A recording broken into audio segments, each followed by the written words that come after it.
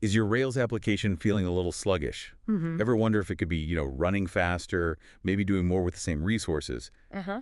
Today on the deep dive, we're kind of on a quest to unlock some serious performance in your Rails apps. We're going to figure out the ideal number of threads per process. Yeah, and we've got this great blog post to guide us, like a treasure map. Exactly. Think of this as, well, part 3 of our ongoing look at Rails optimization. We've touched on the number of processes before and Amdahl's law for the theory side. Right. But now we're really getting down to the nitty-gritty, practical stuff. How do you actually measure and dial in that perfect thread count? Yes. So our mission today is to get familiar with this a pretty smart tool called Perfm. It lets us peek under the hood of a running Rails app. Right. We want to find that sweet spot, enough threads to get things moving faster, but not so many that we cause, like gridlock. And this blog post gives a really actionable way to find it. Okay, so to really get what Perfm is doing, maybe we should quickly recap how Ruby handles concurrency. It's all about the GVL, right? The Yeah. global interpreter lock. The GVL, yeah. Uh, I always picture it like a single microphone in a recording studio. Only one person can sing into it at a time. That's a good analogy. So a thread can be running, it has the GVL, it's executing Ruby code singing into the mic, Ugh. or it can be idle. It doesn't need the GVL right then because it's waiting for something else, like a database query to finish or an external API call to respond. Performing I/O. Waiting for its turn, maybe? Not quite waiting for its turn to run Ruby, more like waiting for the database or network. The idle time is that waiting on something else time. The third state, stalled, that's where the waiting for the mic part comes in, right? Exactly. Stalled means the thread wants the GVL, it's ready to run Ruby code, but another thread currently has it, so it's waiting. Like other singers lined up outside the studio door, ready to go, but the mic's busy. Too many singers waiting means wasted time. Precisely. And that's where Perfm steps in. It's like installing monitoring equipment in the studio. Okay. It's a rack middleware inspired by work from Jean Boussier and John Hawthorne, and it instruments the GVL. It tracks how much time threads spend running, idle, and crucially, stalled. Rack middleware. So it sits in the request-response cycle. Yep, it intercepts requests, gathers these GVL metrics, stores them, and then there's this other part, perfm.gvl metrics analyzer, that generates reports from that stored data. Got it. So let's get practical. How do we install this monitoring equipment? First step, add gem.perfm to your gem file. Standard stuff. Right. Then you run bin rails, generate perfm.install. That sets up the basics. Okay. And then you need a config file. It goes in config initializer spurfm.rb. And what goes in there? The post mentions a few key things. Yeah, you set config.enabled true, that turns it on. Then config.monitor GVL true tells it specifically to watch the GVL states. Makes sense. And config.storage.local just tells where to save the data for now. Oh, and don't forget perfm.setup in that initializer too. That actually hooks it up. Right. perfm.setup. Yeah. Okay.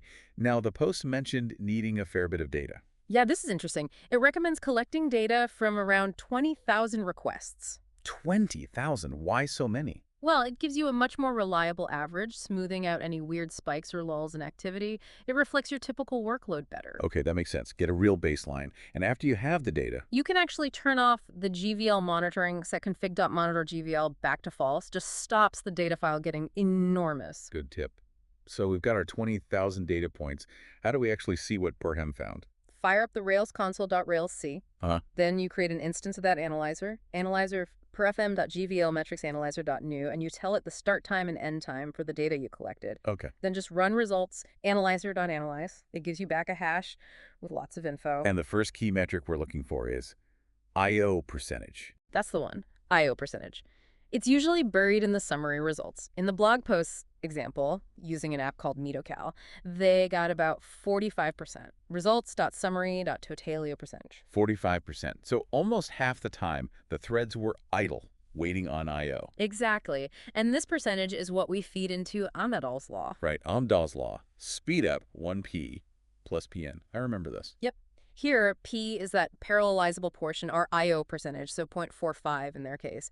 And N is the number of threads, the number of singers we're thinking of adding. Okay. And the crucial thing Amdahl shows us is that speedup isn't linear.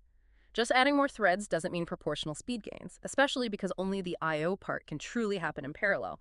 The Ruby part, 1p, is still limited by the GVL. So they plugged in N1, N2, N3, and so on with PB 0.45. Right. And they calculated the theoretical speed up. Going from 1 to 2 threads gave a theoretical 29% boost. Pretty good. Nice. But going from 2 to 3 threads only added another 10% improvement on top of that. Diminishing returns starting already. Exactly. 3 to 4 threads added maybe 6%.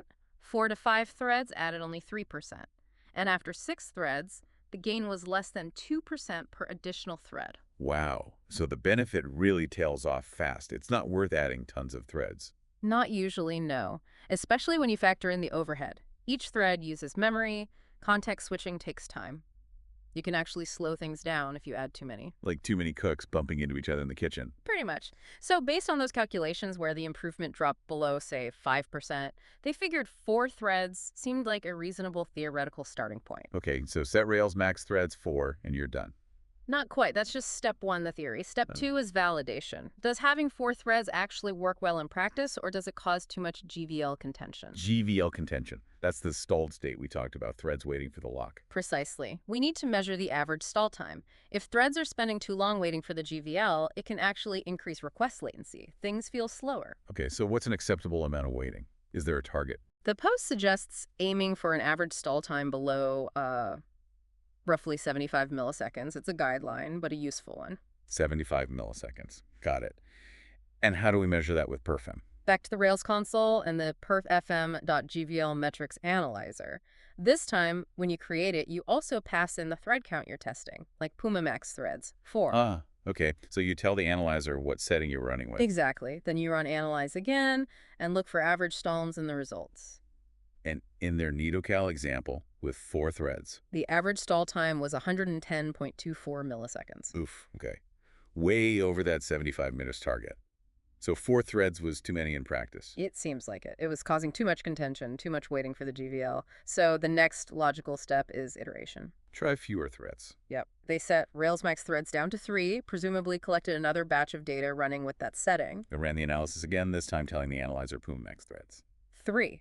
You got it. And with 3 threads. What did they find? The average stall time dropped 79.38 milliseconds. Much better. Still a tiny bit over 75 meters, but really close. Exactly. And they decided to stick with 3. They noted that going down to 2 might lower the stall time further, but it would also reduce the app's overall concurrency, its ability to handle simultaneous requests. Right, it's a trade-off. You balance reducing GVL waiting time against keeping enough parallelism for I/O. That's the core balancing act. So for NitoCal, 3 threads hit the sweet spot. Interesting. It feels like a very methodical process. It is theory, then measurement, then iteration based on those measurements. It's also worth a quick aside for apps that are extremely I/O heavy. Maybe look at alternative servers like Falcon, which handle concurrency differently. Good point. And the posts also mention ways to just reduce the I/O waiting time in the first place, right? Which would make the GVL less of a bottleneck. Absolutely. Optimizing your code helps a lot. Things like getting rid of N+1 queries, that's a classic. Oh yeah, always check for those. Fixing or optimizing really long-running database queries, and moving slow stuff out of the request cycle, like calls to third-party APIs or complex calculations. Exactly. Push those into background jobs using Sidekick or something similar. The less time your request thread spends waiting, idle, the more efficiently it can use its turn with the GVL when it gets it. It all connects back. Optimize I/O, and your threads become more effective. And it leads to this interesting conclusion in the post. For many Rails apps, especially ones that are reasonably well optimized, a max threads value of around 3 often turns out to be pretty good. 3. Really? That seems low. It does initially, but think about it. If you've reduced I/O waits, the threads spend more time wanting the GVL. Having fewer threads reduces the competition and stall time. In fact, the post mentions this finding influenced the Rails default. So the default Rails max threads in new Rails apps is now 3. Well, the Puma default changed to make 5 the default for Rails max threads. But the underlying point from the investigation mentioned in the blog was that lower numbers, like 3, are often effective after optimization. It sparked a lot of discussion. Fascinating. Okay, so let's quickly recap the key takeaways from this deep dive. Sure. First, understand the GVL and how threads can be running, idle, or stalled. That's foundational. Right. Then, use a tool like Perfm to actually measure your application's I/O percentage under real load. Get that data. Yep. Use that I/O percentage with Amdahl's law to get a theoretical starting point for your max threads.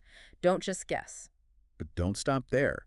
Validate that number by measuring the average stall time with Perfm. Aim for something reasonable, like under 75 meters. And iterate. If stall time is too high, reduce threads, collect data, reanalyze. Find that practical sweet spot. And the real value here for you, the listener, is moving away from guesswork. This is a data-driven approach to tuning your Rails app's concurrency for better performance. Absolutely. Real measurements, real insights into your application. It definitely takes the mystery out of it. Now, thinking about this whole process, finding the optimal number now, it makes you wonder, doesn't it? Applications evolve, we add features, user load changes. Uh-huh. The workload profile might shift. Exactly. So how often should you actually revisit this? How often do you need to rerun Perfm, check those I/O and stall numbers to make sure your tuning is still optimal? That's something to mull over. Definitely food for thought. Thanks for diving deep with us today.